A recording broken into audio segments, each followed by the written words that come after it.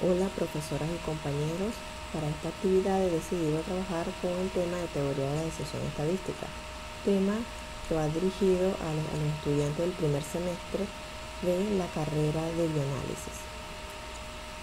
El estudiante deberá tener conocimiento previo de distribuciones de probabilidad y de inferencia estadística. Decisión estadística. Comenzamos entonces por decir que son decisiones sobre poblaciones tomadas a partir de la información que se obtiene del estudio de una muestra.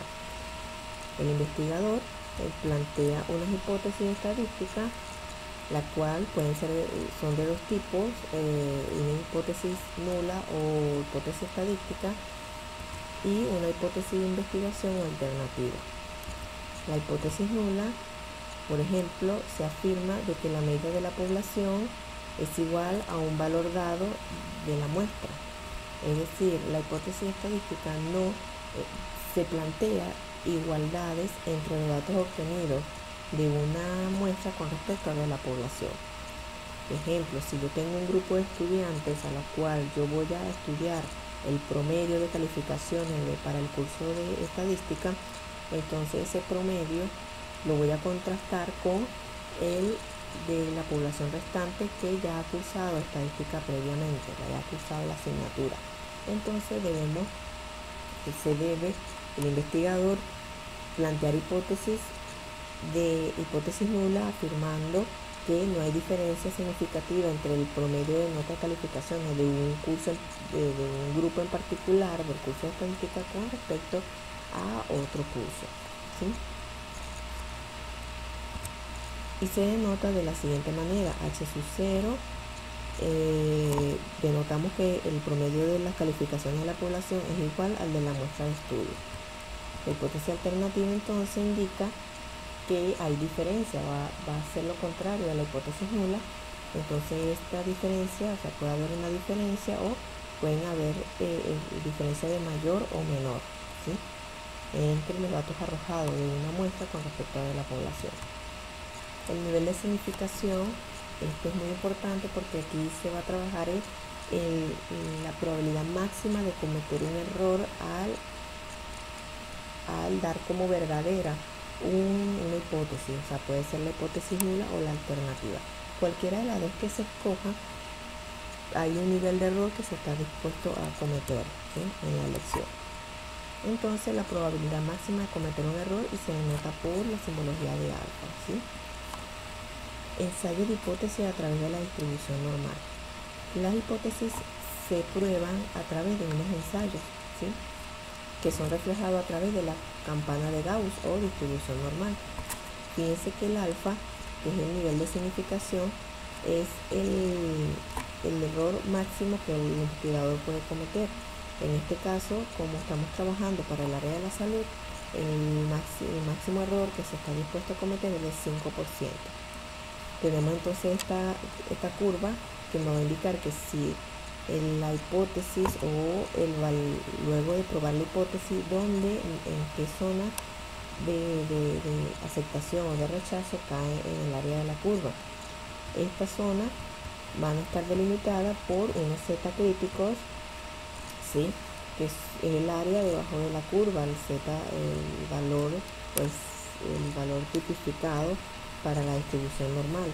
Entonces ello va a delimitar lo que es la zona de confianza con la zona crítica o de rechazo. Si al calcular el z, que es el z del investigador, el que está calculando, si cae en las zonas de rechazo, entonces no se puede aceptar la hipótesis nula como verdadera. Si entonces es z calculado, el cual yo voy a contrastar con estos z críticos que están aquí como límites, entonces si caen dentro, ese valor que yo voy a calcular cae dentro de la zona de confianza, entonces acepto la hipótesis nula. De las reglas de decisión, entonces afirman que se rechaza la hipótesis nula al nivel de significación, al nivel de error, si cae el z obtenido por el estadístico, cae en estas zonas que están aquí de rechazo, ¿sí? Entonces se acepta la hipótesis en caso contrario. Si caen de esta zona de confianza, se acepta la hipótesis nula. Estos ensayos pueden ser bilaterales u unilaterales. Bilaterales cuando el investigador nada más plantea que hay diferencias significativas entre los valores obtenidos de la muestra con respecto a la población. Pero entonces puede haber un estudio unilateral, que es cuando el investigador plantea nada más que la diferencia es de menor o mayor, ¿sí? Entonces puede ser que los valores obtenidos de la muestra sea menor al de la población en general, entonces se trabaja con la parte izquierda de la curva, la parte negativa. Y cuando él plantea que los datos obtenidos de la muestra es mayor al de la población, entonces se trabaja con la parte derecha de la curva, la zona positiva de la curva. Fíjense que como es una distribución normal, entonces el área bajo la curva, toda esta área debe sumar 1, que es por la probabilidad del 100%, ¿sí? En cambio, en este lado, aquí es donde definimos los límites mencionados anteriormente de los z críticos, que son los valores tipificados entre 0 y 1, que es el valor que refleja debajo la curva, ¿sí? Las pruebas de hipótesis llevan unas etapas que cumplir. Primero se recaba toda la información de los datos obtenidos de la muestra. Luego se plantean unas hipótesis, o sea, las hipótesis nula y alternativa. Luego se selecciona el nivel de error que se está dispuesto a cometer al seleccionar una hipótesis. Continuamos con la prueba estadística apropiada para calcular los el z calculado, ¿sí? Hacemos los cálculos pertinentes y por último ya tomamos la decisión luego que hacemos la comparación entre el z calculado con el z crítico. Dentro de las teorías de decisión estadística se trabajan teoría de muestras grandes y teoría de muestras pequeñas. En esta oportunidad vamos a hablar de teoría de muestras grandes, que son cuando las muestras superan los 30 datos. En este caso probaremos las pruebas de hipótesis para la media. Vamos a comparar la media de la población con la media de la muestra. Para hallar el z calculado lo hacemos con la siguiente fórmula. Trabajamos con la media de la muestra menos la media de la población entre la desviación estándar, que es cuán dispersos están los datos con respecto al promedio, entre la raíz cuadrada del número total de nuestros datos. Entonces, bueno, planteamos las hipótesis de acuerdo a lo que se desea probar. Y aquí les traigo un ejemplo entonces para aplicar todo lo mencionado anteriormente. El ejemplo habla de que por lo general una persona nerviosa tiene un pulso promedio de 105 pulsaciones por minuto, con una desviación de 5 pulsaciones por minuto. Un fabricante de medicamentos elabora un nuevo tranquilizante con la intención de reducir las pulsaciones en personas nerviosas. Para probar esta aseveración, él selecciona una muestra de 56 personas nerviosas, le suministra el nuevo medicamento y obtiene como resultado promedio de 98 pulsaciones por minuto. Entonces observamos que disminuyó entonces las pulsaciones luego de aplicar el medicamento. Entonces, si deseamos probar la aseveración del fabricante de que si es efectivo el medicamento, entonces se hace la prueba de hipótesis con un nivel de error del 1%.